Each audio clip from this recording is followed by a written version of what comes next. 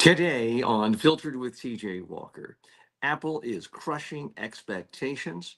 The market is in a free fall on the first day of August 2025. Therapists are now admitting that ChatGPT is pretty good. Also in the news, Donald Trump and his team are preparing for a third term. Yes, you heard that right.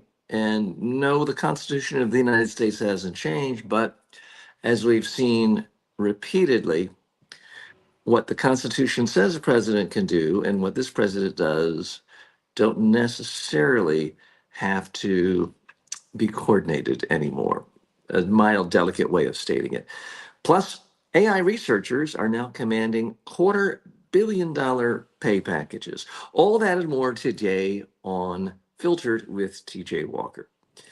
Welcome. Thanks for joining me. We are a little bit informal today. As I mentioned to you yesterday, I'm in the middle of a move. Just moved in. This is my new studio. Everything is chaotic. Do not have the main cameras, the main microphones set up yet. Just doing this with my cell phone. Have moved my office and home to a new location, a new undisclosed location with security in Palm Beach County. So not that far away from my old digs in Delray Beach in also Palm Beach County. So let's dive right into the news. Apple in the news with some good news. Their latest earnings came in and they were up 13.5%, $44.58 billion in earnings for the quarter. And that beat the expectations of $40.22 billion. So I'm sorry, not earnings, sales. The sales is what soared. Don't confuse the two. So this is a dramatic $4 billion more worth of sales than anticipated by the analyst. So what's the big picture here and why does this really matter? I think it matters because all of us, whether we realize it or not, conduct our lives based on some vision, some faith, if you want to call it that, on what the future will look like. Is the future headed towards a more agrarian economy? I don't think so. Is the future headed towards a society where people say, you know what, let's put our cell phones down. Let's go out and get more fresh air, exercise, play board games with people, read paper books, socialize with our neighbors. Is that the future we're headed in? Well, I wish it were, but it's not. Are we headed towards a world where people just spend more time in meditation, unplugging, getting a good 8.5 hours of sleep, and spending just 10 minutes a day on social media? Might be a good thing. I don't think that's where we're headed. We're headed to a world where more people are doing, frankly, exactly what I'm doing right now. I'm holding a cell phone. And specifically, I'm holding an iPhone.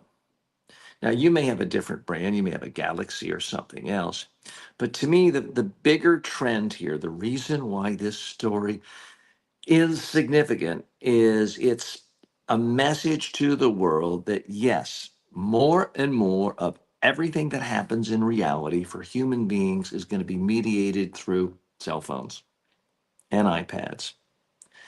And we're going to be connected through things like these watches. Everything is more and more focused on the internet, on cell phones, and Apple has done an excellent job of really carving out its supreme role in creating superior products. Again, I don't want to get into the whole battle of, oh, Samsung is better, Galaxy is better. I'll leave that to others. I use iPhones primarily because I'm lazy and I'm self aware enough to know that I'm lazy. It's just easier when I have family and friends who use FaceTime for me to use FaceTime. It's easier for me to find a phone if I have an Apple Watch.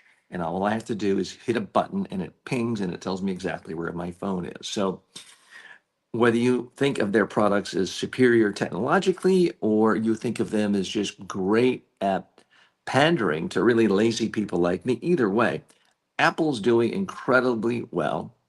They're so much bigger than they ever were under Steve Jobs. And I don't say that as a knock on Steve Jobs, but the current CEO, Tim Cook, is often underappreciated because he's not seen as flashy a speaker.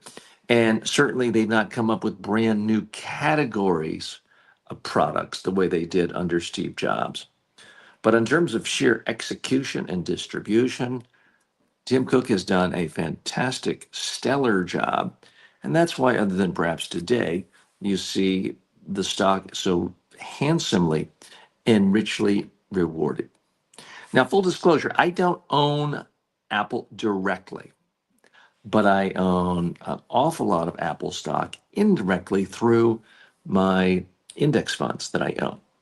And if you have any kind of index funds, if you have a pension or a 401k, chances are you own Apple stock and you don't even know it because it's in every S&P 500, every NASDAQ index, every tech index. It's in all of them. It's pretty hard to avoid unless you simply have no retirement savings whatsoever. So, what else is significant about this? To me, it's about spending more and more of your time thinking about how do you give value to people in an increasingly digital world. Now, I've made more than my fair share of boneheaded decisions in my career, flawed decisions, decisions that cost me hundreds of thousands of dollars. But one thing I did get right way back in the 1990s is the idea that, okay, everything I do that helps people with communication skills, with personal development, with everything I do is going to happen online. And it's going to happen through audio and video. And that's when I started making online courses.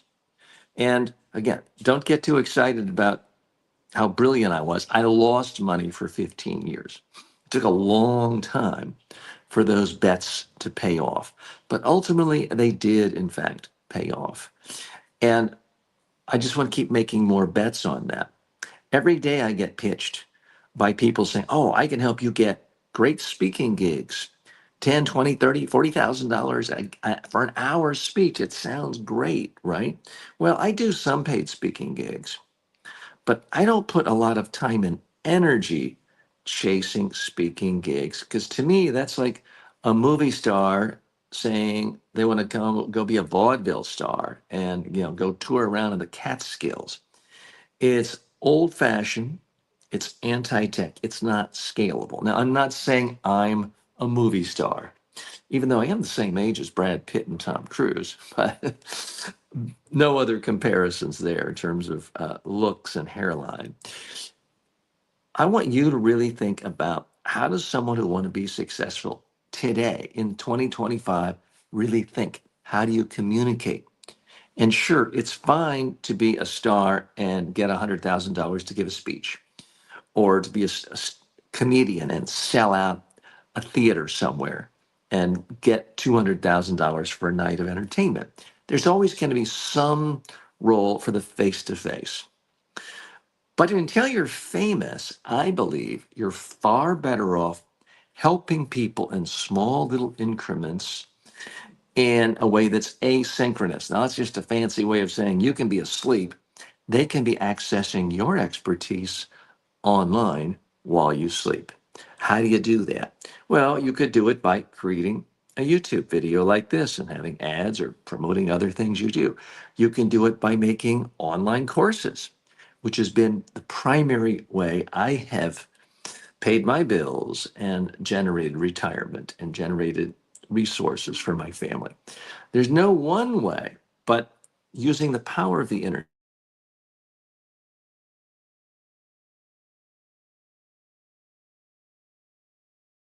I'm getting some, yeah, there we go. I had an internet problem connection. I have actually lost high speed internet in my home today. So this is just through cellular connection. And you know what? It's working. That's what we did yesterday. I didn't even have internet yet. Janice writes in to say hello. Says, you could have been a movie star, TJ. Well, thank you. Thanks a lot. I do appreciate that.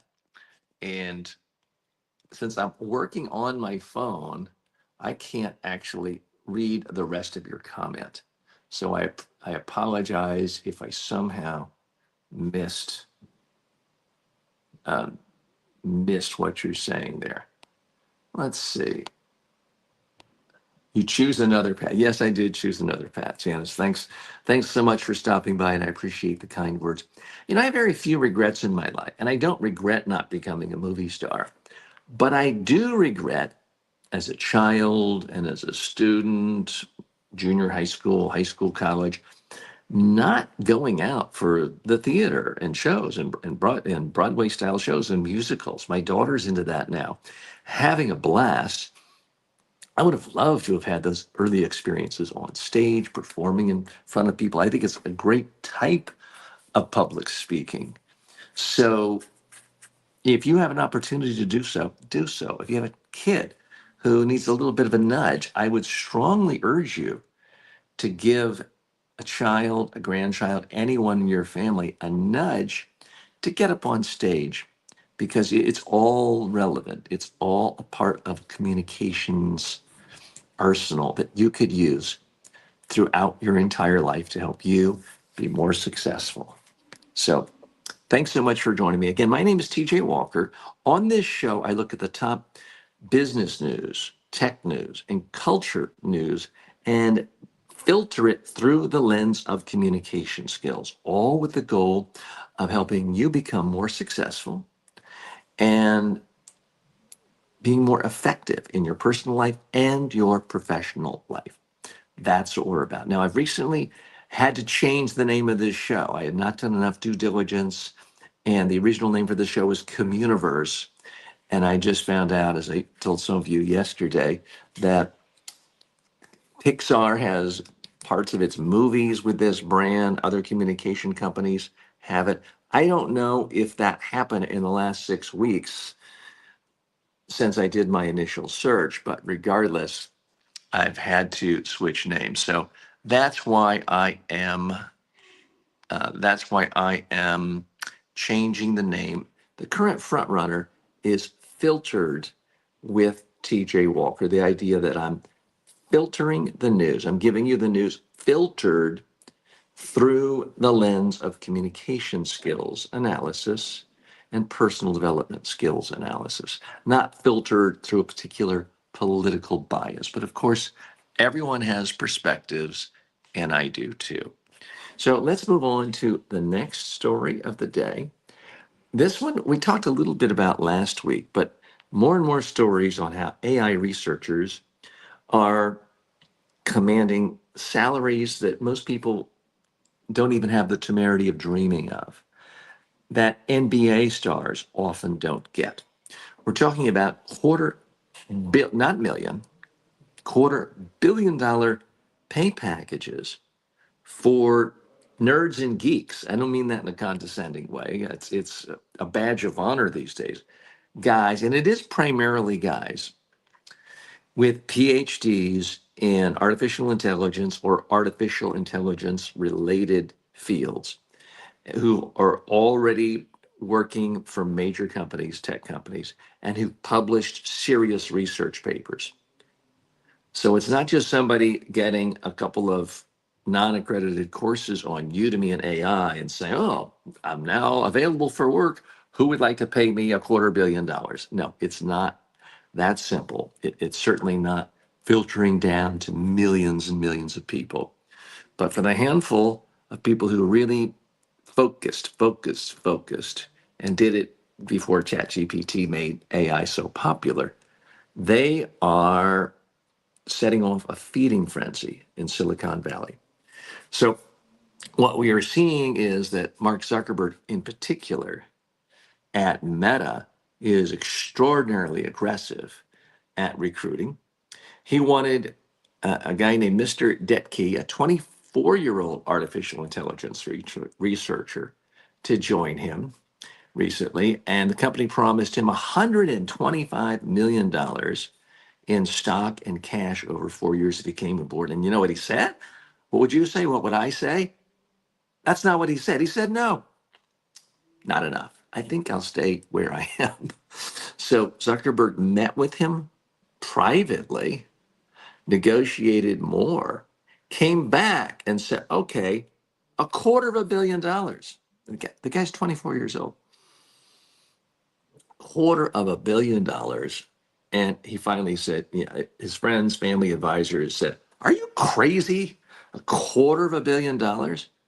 Now, the problem I have a hard time getting my head around is if you paid a 24-year-old $250 million, $250 million, and you pay them $100 million up front, do they lose their motivation? I mean, if you have $100 million at age 24, you could all of a sudden start spending a couple $1 million a year, put the other 98 million in investments.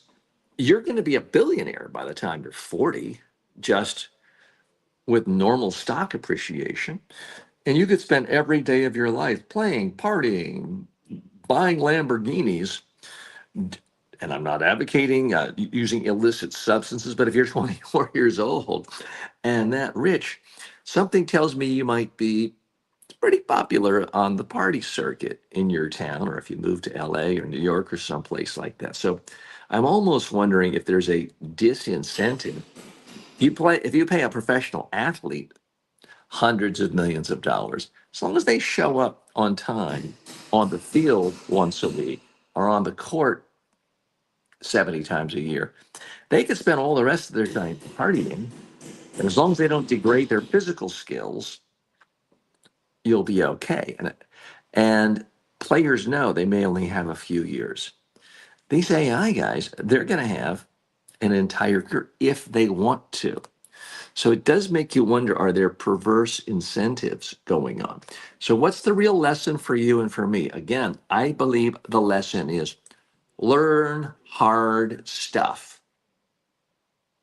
Let me say that again. The lesson is learn hard stuff of value to other people. Other people, meaning folks like Mark Zuckerberg today, value artificial intelligence skills.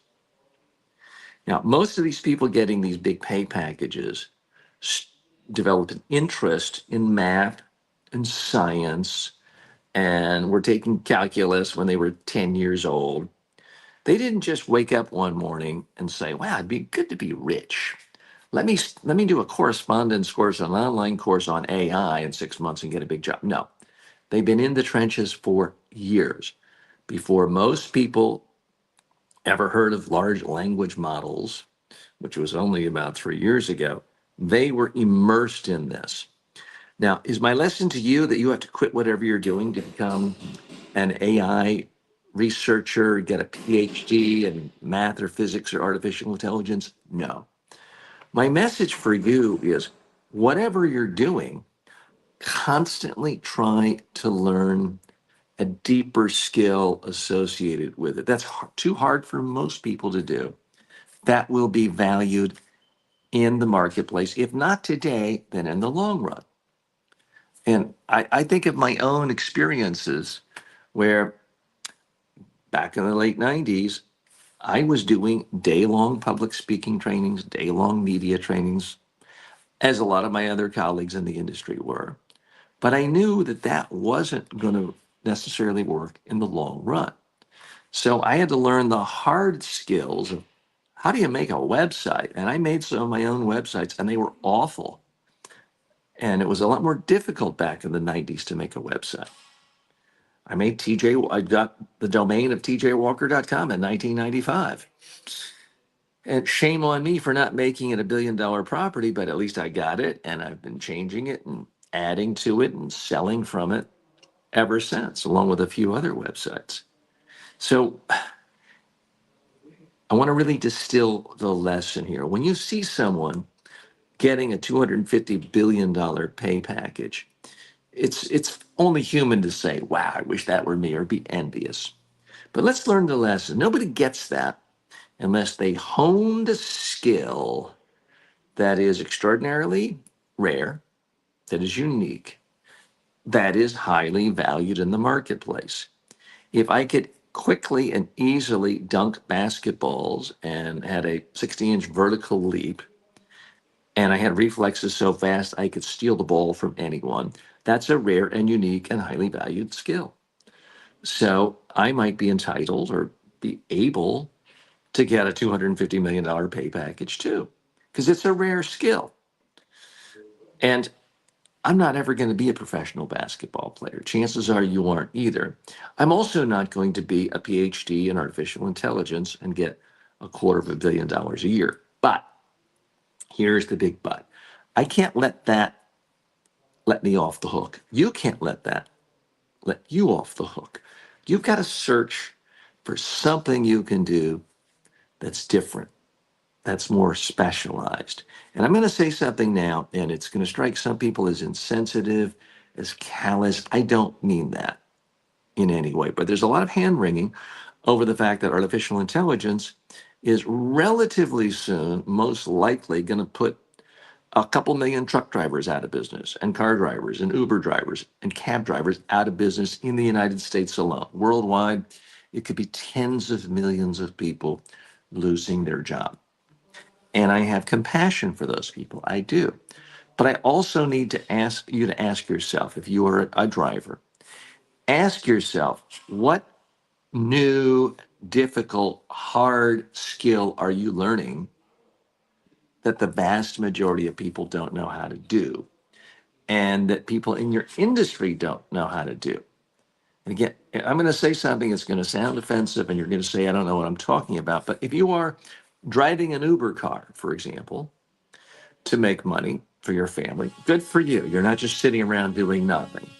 But at some level, are you really demonstrating a skill that is harder to do or different than what a 16-year-old did 100 years ago, who drove a delivery truck in New York City or drove a truck on a farm 100 years ago? If you're doing some skill that someone with no formal education did 100 years ago, you have to say to yourself, I'm really vulnerable and I could be put out of business. AI could make me irrelevant. Now, it's making other people irrelevant too, radiologists, some lawyers, management consultants. So I don't mean to pick on drivers. By the way, if you're hearing loud sounds and drilling and hammering, it's not your imagination. I'm in the middle of a construction site. My family and I just moved to a brand new home, and there is massive construction going on right now.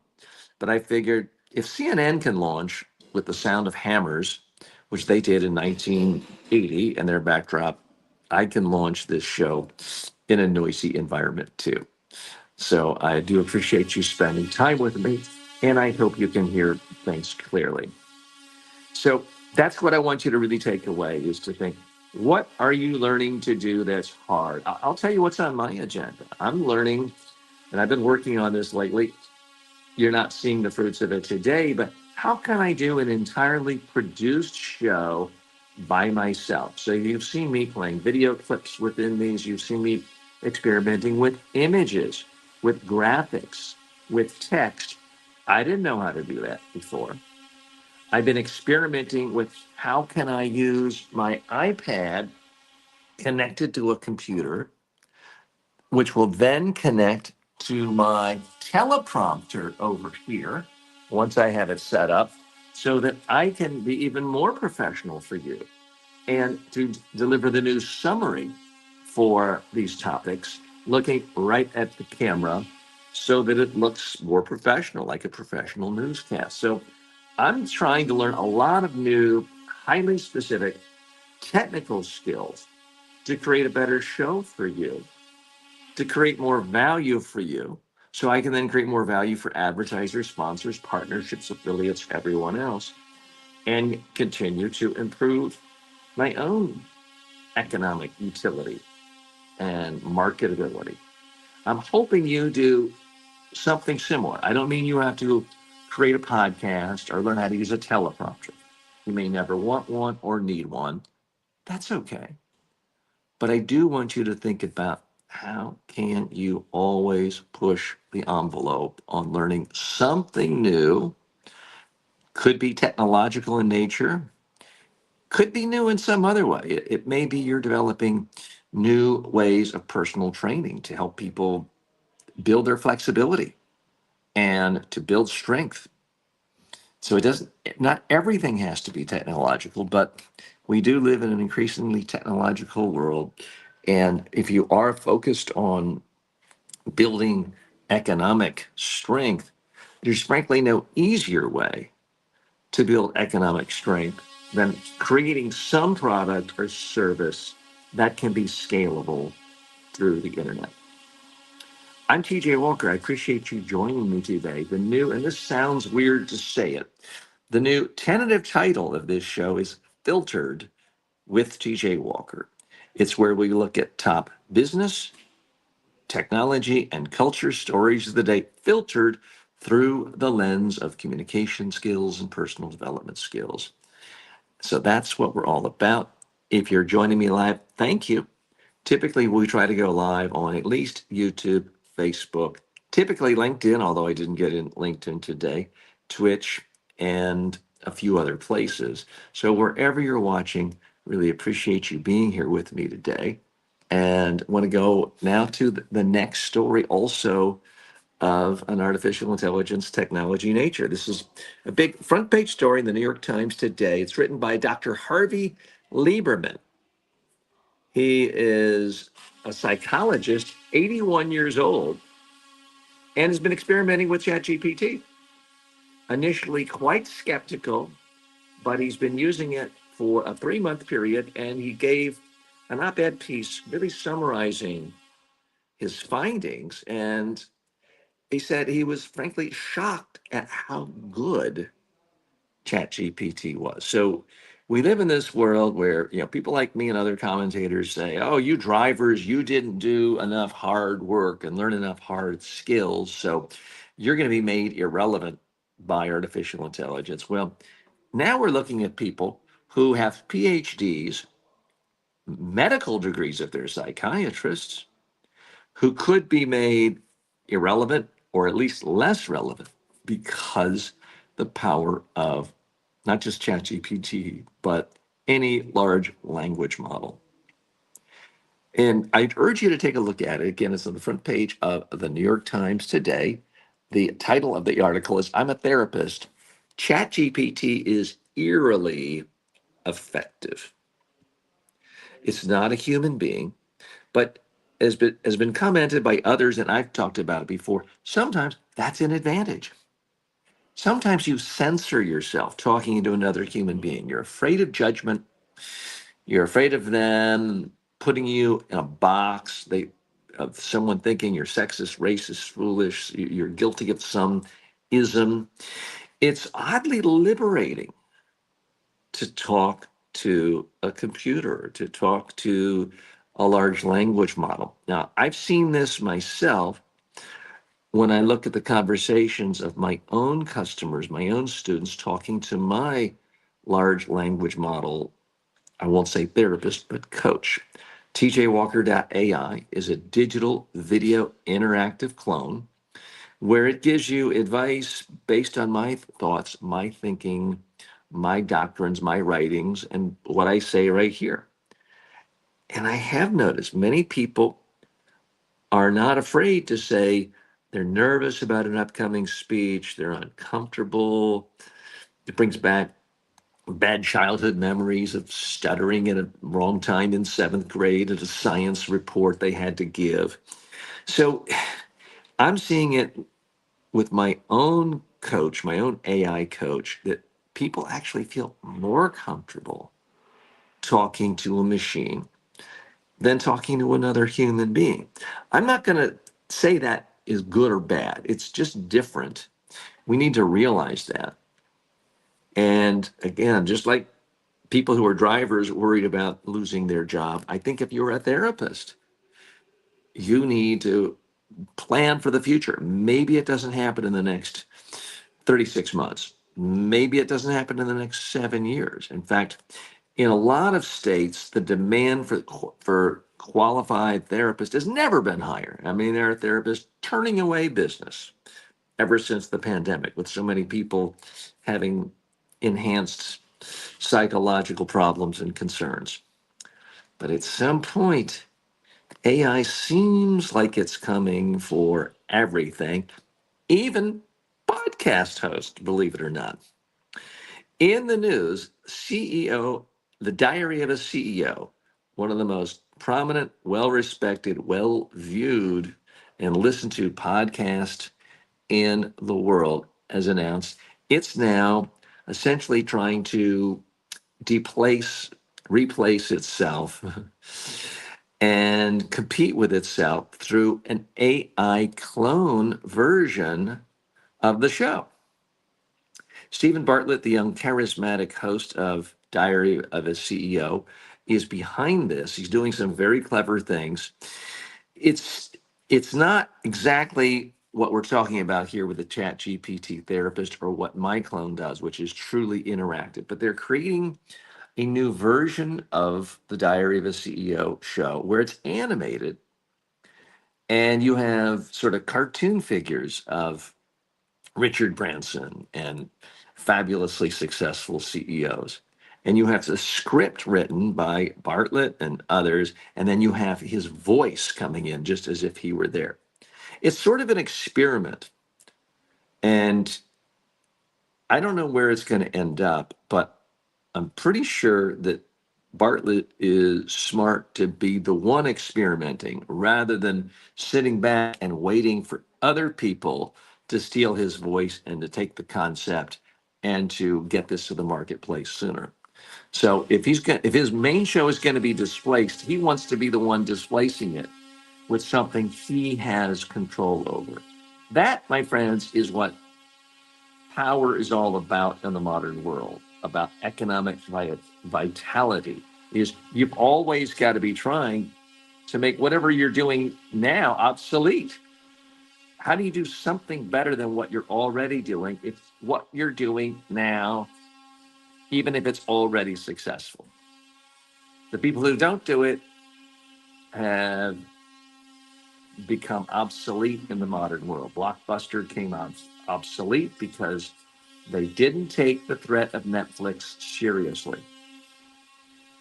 Kodak became obsolete because they did not take the threat of Instagram and digital photography seriously. They weren't planning for the next stage and the next stage and the next stage. So my hat's off to the entire crew over at Diary of a CEO.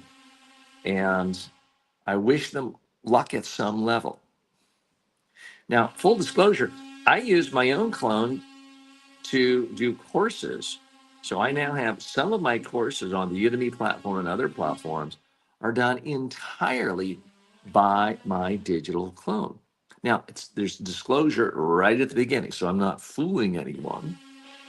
I will say right now, my old fashioned courses where you actually see me talking to you are more successful and more popular, but maybe that's just because I haven't learned the best techniques for using a digital clone yet. So I'm going to continue experimenting. And I can tell you from experience, most of my experiments will fail. I know that going into it. But here's the thing about the capitalistic world. To me, it's so exciting that it's underappreciated. It's really two things. The more you try things, and the more you'll fail.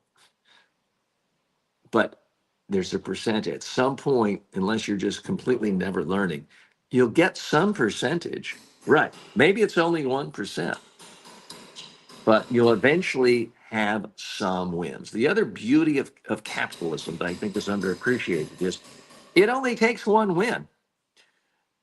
As the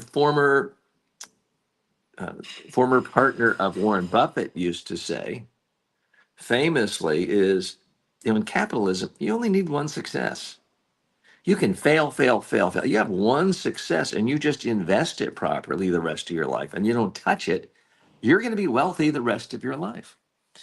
Or if you save most of it, you can touch some of it, but if you save most of it, that's certainly been my philosophy. I've launched about 300 online courses. Most have failed spectacular. 90% have not made much money, but 10% have done very well.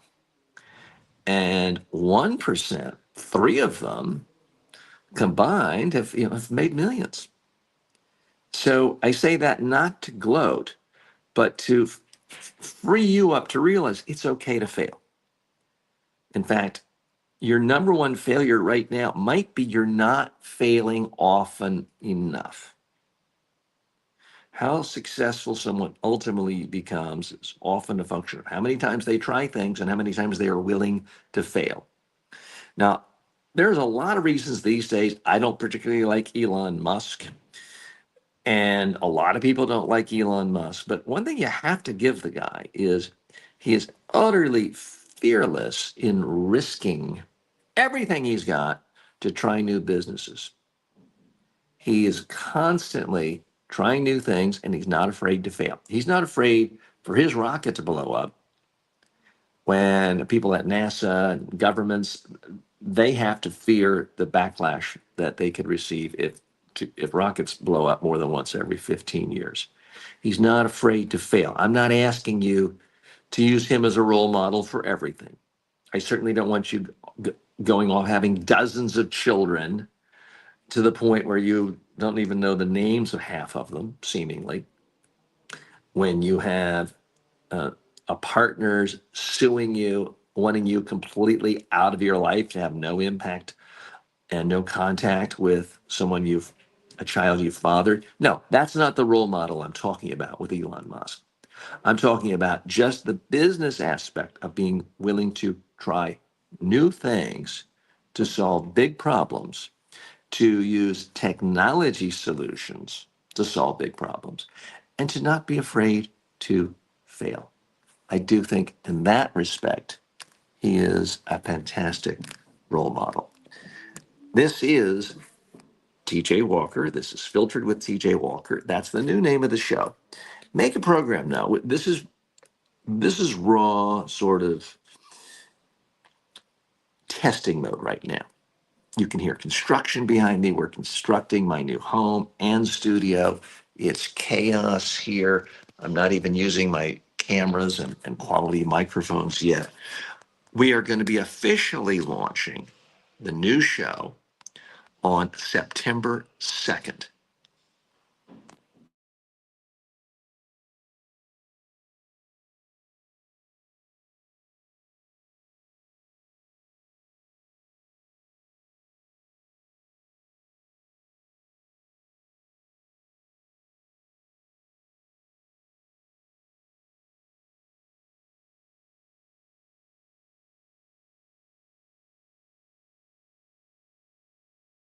Cameras off. There we go. We're back.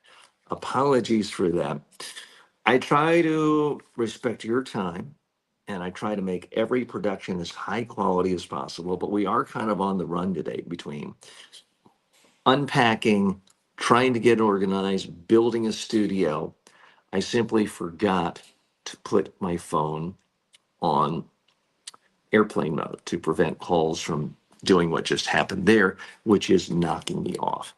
So let's go to the next issue. And I'm working with my cell phone and an iPad today. So typically my workflow would be that I have three computers out. I've scripted things in advance. And yes, I do use ChatGPT, not to tell me what to think, but to sort of summarize the facts of a story so I can set up the story in a clear, focused way for you.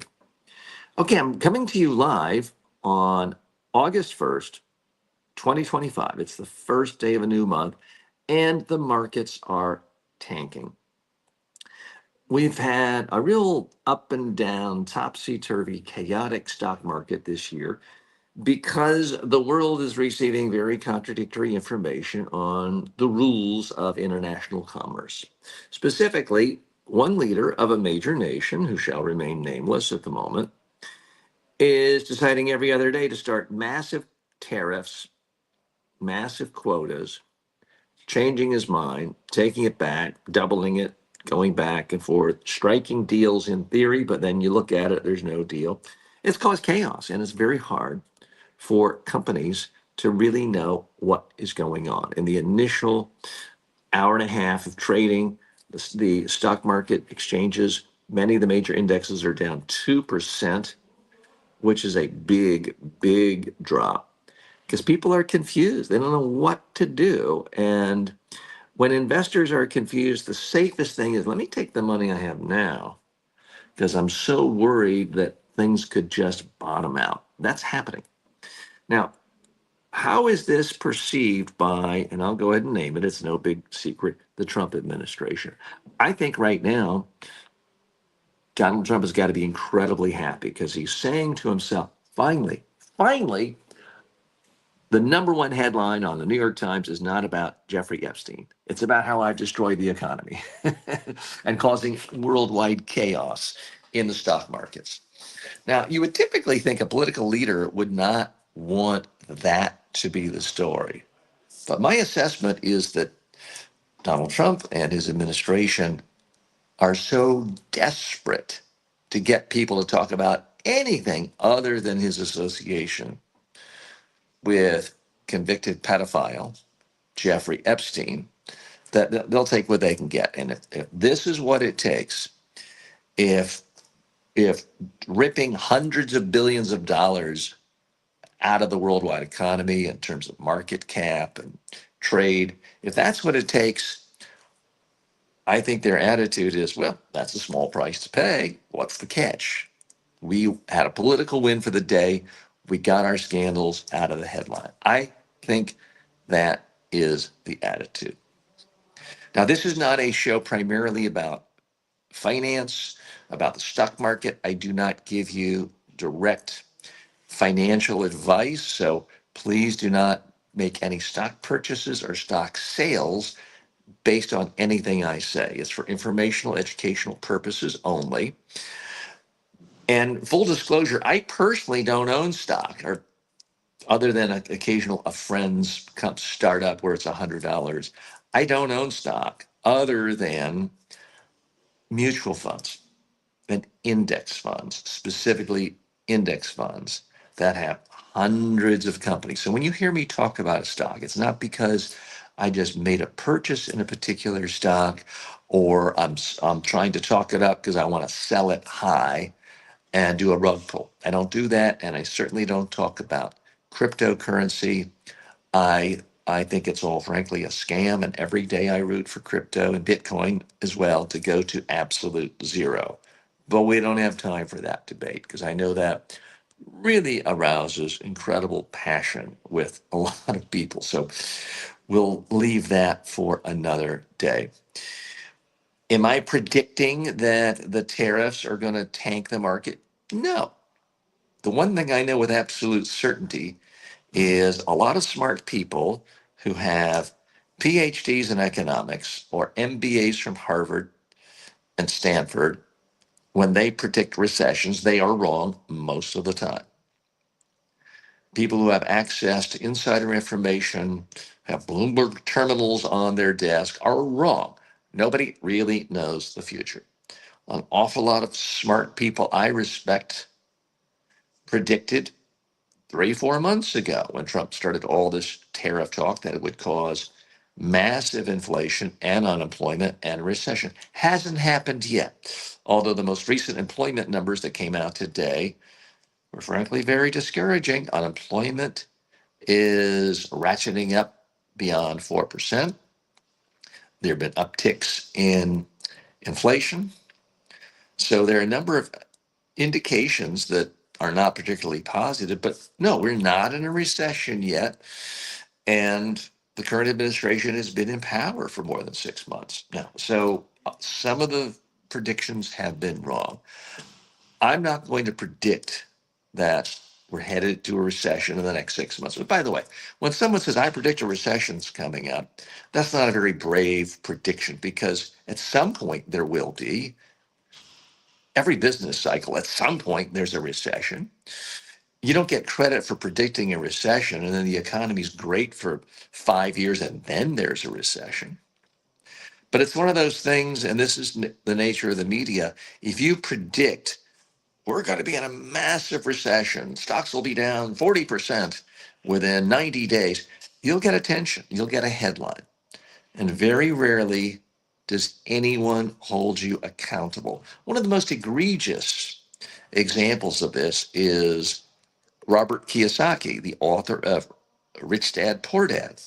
I mean, for the last 15 years, he goes on Fox News and other news channels predicting an imminent recession, depression.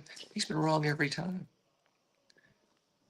Doesn't seem to hurt book sales, doesn't seem to reduce his speaking opportunities, doesn't seem to reduce his invites on national TV or significant podcasts. So I'm saying this to you, not because I want you to lie and make up stuff, but I do want you to understand how the media world actually works.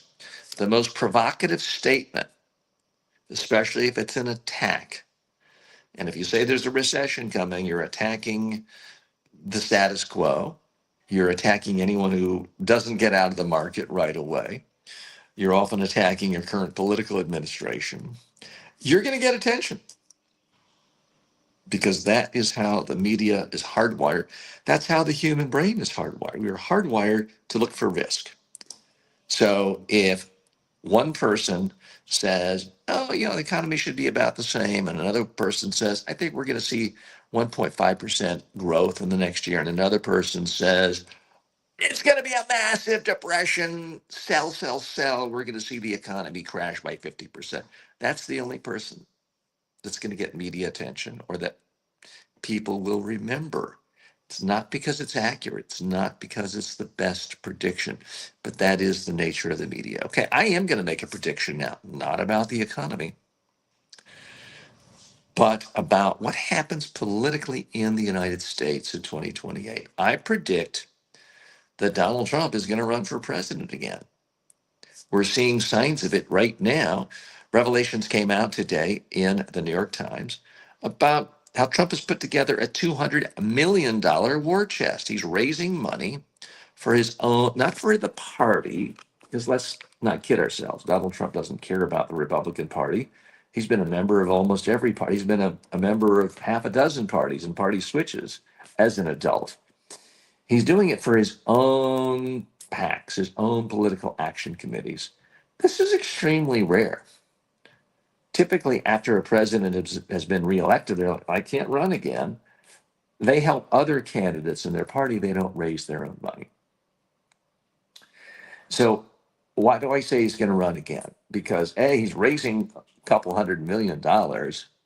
B, he's constantly praising, and members of his staff are constantly praising this thuggish dictator down in El Salvador who just changed his own constitution to eliminate limits on his term. And just yesterday, a high ranking official from the Trump administration retweeted the fact that El Salvador has changed its constitution to allow the president to not be term limited.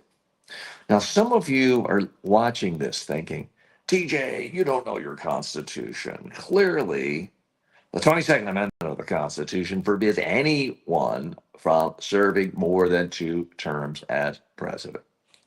Okay, you know what else the Constitution says? You can't take bribes from foreign governments. You can't take emoluments from foreign governments. Trump does it all the time. You know what else the Constitution says? That the president has to implement the laws created by Congress. The president can't pick and choose, ignore whatever Congress does, and make up his own laws. The Constitution says that hasn't stopped Donald Trump. And I think that there's a clear pattern. We're seeing it every single day. It's being communicated very, very consistently. Now, Donald Trump can be inconsistent on a lot of different messages, but on this, he's very consistent. His message is, I get to do whatever I want to do.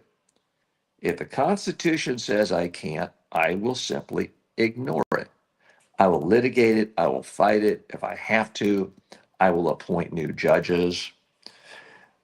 I'm going to do whatever I want to do. And my biggest criticism of so-called progressive pundits, mainstream pundits, liberal pundits, and politicians is they're incredibly naive. They keep talking about the 2028 election as if it were necessarily going to happen. So I'm predicting one of two things. One, Trump does something so drastic, he just declares martial law, declares himself emperor for life, he uses his own henchmen, his ICE officials to clear out the Supreme Court, shut it down, put barbed wire around it. Then let's see what they do. He either does something like that, or he just declares that, oh, the Constitution doesn't apply to me, or what it meant to say, what the founding fathers meant to say, or when they made the amendment in the last century, what they meant to say is, no, you can't have two consecutive terms. That's really what it meant, and this wouldn't be more than two consecutive terms because there was a gap between my first one. He'll just say it. And the mainstream media and liberals and Democrats will they'll choke over it. They'll say that's preposterous. Well, we'll sue. They'll sue. They'll say, fine, let's let it work its way through the courts. Maybe it'll take 5 years. Then what?